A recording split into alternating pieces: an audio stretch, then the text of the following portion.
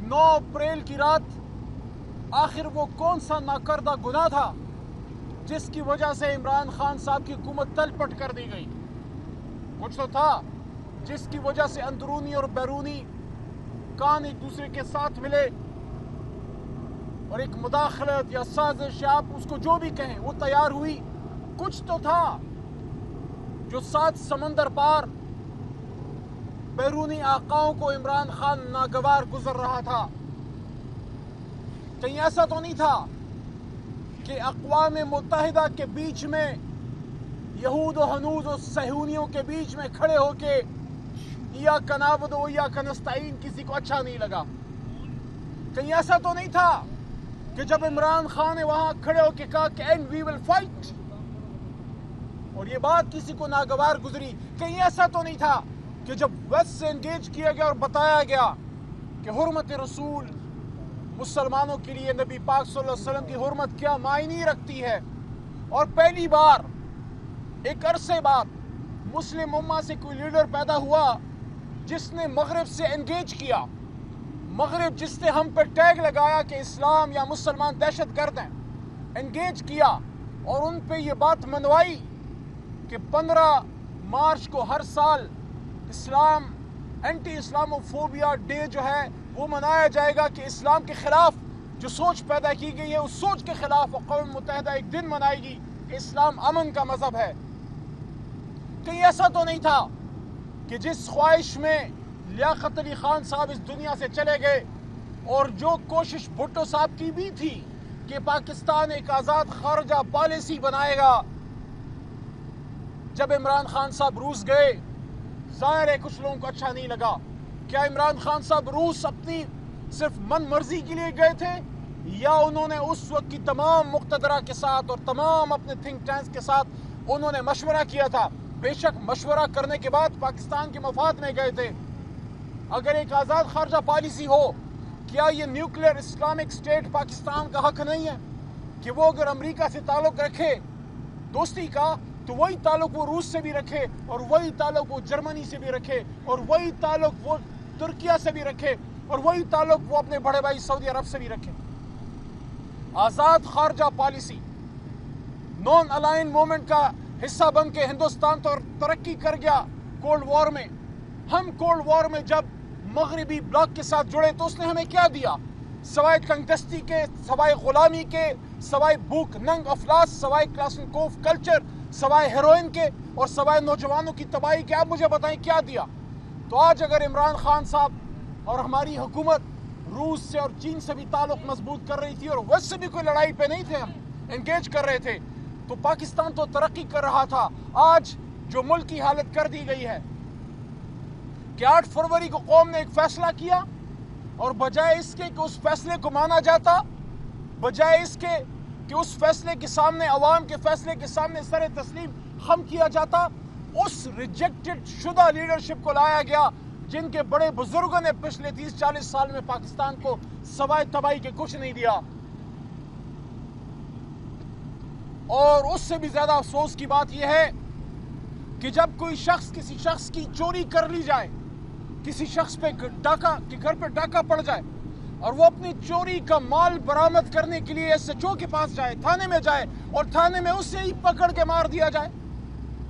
یہ قوم 8 فروری کو نکلی، پاکستان تحریک انصاف کو اور عمران خان صاحب کو ووٹ کیا، ہم سب لوگوں کو پاس کیا اور 2/3 سے بھی زیادہ، اور جب اس مینڈیٹ پہ ڈاکہ پڑا تو بار بار جلسوں میں جانا، احتجاج میں جانا، اور اسی چوری شدہ مینڈیٹ کے لیے، اسی مال مسروقہ کو برآمد کرنے کے لیے جب پرامن پاکستانی اسلام آباد کا رخ کرتے ہیں، ڈی چوک کا رخ کرتے ہیں، اس مان کے ساتھ کہ اسلام آباد میں میرے بھائی رہتے ہیں، اسلام آباد میں میرے اپنے خون کے رشتہ دار رہتے ہیں، اسلام آباد میں میرے پاکستانی رہتے ہیں، وہ میری بات سنیں گے، وہ میری بات سنیں گے، چاہے مانے یا نہ مانے، مجھے وہاں بیٹھنے دیں گے، مجھے حق ہے اپنی بات سنانے کا. ان کو یہ نہیں پتا تھا کہ غیروں سے نہیں، اپنوں سے ان کے سینے گولیوں سے چاک ہوں گے. اس سے افسوس ہوتا ہے. اس لیے میں بار بار یہ بات کرتا ہوں کہ نہ صرف ان کی جان گئی، جو گئے ان کا مان بھی گیا، ان کی جان بھی گئی، ان کا مان بھی گیا. ان کو یقین جانے جب تک ان کی روح نہیں نکلی ہوگی، جتنے بھی تھے کوئی کہتا ہے 100 ہیں، کوئی کہتا ہے 200 ہیں. ابھی تک 12 کی فگر ہمارے پاس مصدق آئی ہے. جیسے جیسے فگرز آئیں گی یہ بڑھے گا. لیکن اگر ایک بھی ہے تو کیوں ہے؟ اگر ایک بھی جان اسلام آباد کے ڈی چوک پہ گئی، یہ ڈی چوک کیا خانہ کعبہ سے زیادہ مقدس ہے کہ وہاں کوئی آ نہیں سکتا، وہاں کوئی بات نہیں کر سکتا؟ ہمارے دور میں تو بات ہوتی تھی، لوگ آتے تھے، میں انگیج کرتا تھا عمران خان صاحب کے حکم پہ، میں جا کے ان سے بات کرتا تھا، میں گالیاں سنتا تھا، لان تان سنتا تھا. میرے ساتھ اور تحریک انصاف کی لیڈرشپ ہوتی تھی، ہم سنتے تھے یار، ہم بات کرتے تھے، انگیج کرتے تھے. نہ کسی پہ پرچہ کاٹا، نہ کسی کو گولی ماری، نہ کسی کو جیل میں ڈالا. اور اللہ کے کرم سے سرکاری ملازمین کا، نرسز کا، LHVs کا اور سیاسی قیادت کیا نہیں آئی؟ آج جو ہماری ایک پنجاب کی وزیر اعلیٰ صاحبہ پاکستان تحریک انصاف کو دہشت گردی کا تانا دیتی ہیں، میں ان سے پوچھنا چاہتا ہوں کیا ڈی چوک پہ آنا دہشت گردی ہے؟ تو پھر یہ دہشت گردی تو آپ بھی کر چکی ہیں میری بہن، میری بڑی بہن. آپ کے اسلام آباد نہیں آئی تھی، عمران خان میں ظرف تھا، انہوں نے آپ پہ کوئی آنسو گیس نہیں چلایا. ویسے آپ کے پاس بندہ پرندہ بھی ویسے کوئی تھا نہیں، اکیلے آپ چلے آئے تھے. لیکن ہم نے آپ کو وہاں کوئی تنگ نہیں کیا، نہ بلاول صاحب کو تنگ کیا. ہمارے دور میں جو آتے تھے ہم ان کو اجازت دیتے تھے، کیونکہ اجازت ہم نہیں، آئین دیتا ہے. آرٹیکل 15 آئین کا، آرٹیکل 16 آئین کا، آرٹیکل 17 اور article 19 freedom of movement, freedom of assembly, freedom of association and right to speech, free speech حق ہے پاکستانی کا. دیکھیں اس حکومت نے 2 گناہ کیے ہیں، اس حکومت نے 2 قانون توڑے ہیں. پہلا right to movement, right to assembly, right to speech, right of association کہ آپ کس جماعت سے تعلق ہے، آپ کو آئین حق دیتا ہے. آپ موومنٹ کر سکتے ہیں، آپ جلسہ جلوس پرامن کر سکتے ہیں، آپ اپنی رائے کا اظہار کر سکتے ہیں. اس سے لوگوں کو روکا. اور جو سب سے بنیادی حق ہے آرٹیکل 9 کا اور آئین کا، اور بھی آرٹیکلز میں آپ کو رائٹ ہے، رائٹ ٹو لائف. نہ صرف آپ کو بنیادی ان حقوق سے محروم رکھا کہ آپ اپنی اظہار رائے کی آزادی کا اظہار نہیں کر سکتے، آپ اپنی جائز ڈیمانڈ نہیں کر سکتے، آپ اپنے لیڈر کی رہائی کی ڈیمانڈ نہیں کر سکتے، آپ اپنے مال مسروقہ یعنی چرائے ہوئے مینڈیٹ کی بات نہیں کر سکتے، بلکہ الٹا اس سے بھی جو اہم رائٹ ہے، رائٹ ٹو لائف، اس سے بھی محروم کر دیا. اور ڈی چوک میں ساری دنیا کے سامنے، کیا ہمارا میڈیا اگر جھوٹ بول رہا ہے، سوشل میڈیا اگر جھوٹ بول رہا ہے، تو کیا BBC، الجزیرہ اور دنیا کے بے شمار انٹرنیشنل جو نیٹ ورکس ہیں وہ بھی جھوٹ بول رہے ہیں؟ یہ تو ذمہ داری بنتی ہے حکومت وقت کی کہ وہ معلوم کرے کہ یہ کیوں ایسا ہوا. اور کیا معلوم کریں گے جب اپنے ہی ہاتھ پہ خون لگا ہے؟ ہم دوبارہ یہ ڈیمانڈ کرتے ہیں، پاکستانیوں کا حق ہے کہ یہ نوجوان پاکستان میں ایک پرامن زندگی گزاریں، ان کو روزگار ملے، ان کو اچھی تعلیم ملے. مفت تعلیم، دین کی مفت تعلیم دینے کے چکر میں آپ نے اپنے سابق وزیر اعظم کو جیل میں ڈال دیا. وہ شخص جو اربوں روپے ٹھکرا گیا، وہ شخص جو اربوں روپے ٹھکرا گیا، وہ شخص جس کے نام پہ کروڑوں روپے ملتے ہیں خیراتی اداروں کو، آپ کیا سمجھتے ہیں وہ القادر ٹرسٹ سے پیسہ بنانے کے لیے اس نے القادر یونیورسٹی مفت تعلیم دینے کی بنائی؟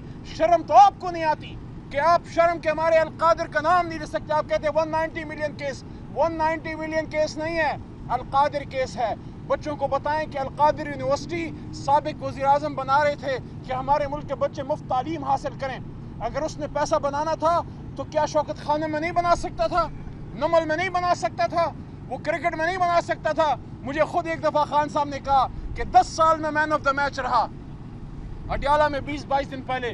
کہتے مجھے جب مین آف دا میچ ملتا تھا میں ایکولی اپنے پلیئرز میں ڈسٹریبیوٹ کرتا تھا. وہ آدمی آپ اس کا کیا مقابلہ؟ دیکھیں ہم یہاں آتے رہیں گے. یہ سانحہ اسلام آباد کے بعد تیسری مرتبہ مستقل مجھے روکا جا رہا ہے. بیچ کے دوران بھی، احتجاج کے دوران بھی جب میں آیا، میں 22 تاریخ کو بھی آیا خان صاحب کے حکم پہ، پولیٹیکل کمیٹی کے حکم پہ خان صاحب سے ملنے. 22 تاریخ کو بھی ہمیں روکا گیا، 25 نومبر کو بھی روکا گیا، اور اب یہ 3 دفعہ مستقل آپ ہمیں روکتے جائیں. ہم اپنے لیڈر کے پاس اس کے ساتھ یہاں پہ اظہار یکجہتی کے لیے آتے رہیں گے. ہم اپنے لیڈر کو مرتے دم تک اکیلا نہیں چھوڑیں گے، چاہے آپ ہماری ملاقات کرائیں نہ کرائیں. ہم عمران خان صاحب کا دفاع کرنے، ان کا حق کا دفاع کرنے یہاں پہ آنے، میں اور یہ کارکن ہم آتے رہیں گے. ہماری ڈیوٹی ہے، کیونکہ وہ صرف ایک پولیٹیکل لیڈر نہیں ہے، وہ اس قوم کا ایک انڈسپیوٹڈ ہیرو بھی ہے. اور ہم تو جب بچے تھے اور جوان ہوئے ہم نے اس آدمی کو صرف پاکستان کا جھنڈا سبز لالی لہراتے دیکھا ہے. یہ ہمارا اس امت کا، اس قوم کا ایک المیہ ہے کہ ہم اپنے نیشنل ہیروز کو سیلیبریٹ ہی نہیں کر سکتے. نہ ہم نے عبدالقدیر خان صاحب کے ساتھ انصاف کیا، نہ ہم نے عمران خان صاحب کے ساتھ انصاف کیا. لیکن اب خوشی کی بات یہ ہے کہ اب وہ ہیروز آپ کے رحم و کرم پہ نہیں ہیں، قوم ان کے پیچھے کھڑی ہے. اگر پاکستان کو آگے لے جانا ہے، ان مشکلات سے نکالنا ہے، ان تکالیف سے نکالنا ہے، اگر قوم کو اور اداروں کو دوبارہ یکجان دو قالب کرنا ہے تو پھر عمران خان کو نکالنا ہے، اسیران کو نکالنا ہے، مینڈیٹ کو واپس کرنا ہے اور حق کو حق اور سچ کو سچ ماننا ہے. ورنہ ہماری تو عادت ہے، کہتا ہوں وہی بات، سمجھتا ہوں جسے حق، میں زہر ہلاہل کو کبھی کہہ نہ سکا قند. اپنے بھی خفا مجھ سے ہیں، بیگانے بھی ناخوش، علی محمد تو سچ کہتا رہے گا.